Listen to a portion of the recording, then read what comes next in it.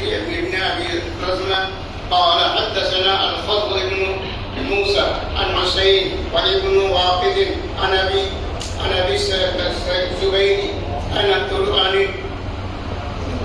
عن جابر قضى رسول الله صلى الله عليه وسلم بالشفاة والجبار شفا के लिए अकार के लिए आपने शिफा का फैसला फरमाया बिहम्दिल्लाह किताब खुली उसमें मुताबिक तमाम अहादीस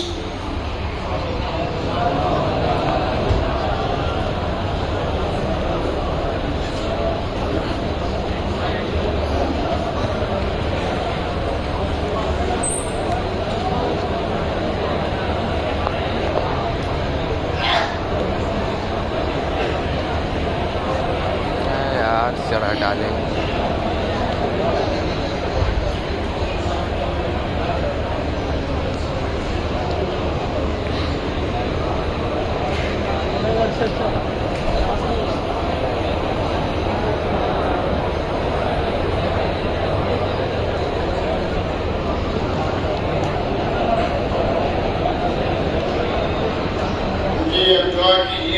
अल्लाह ताला हमारे पढ़ने पढ़ाने को कबूल फरमाए आमीन। और जो अहादीस हमने अब तक पढ़ी हैं रब्बे ज़ुल जलाल हमें मुक़्तज़ा अहादीस पर चलने की तौफ़ीक़ अता आमीन। अल्लाहुम्मा अंतस सलाम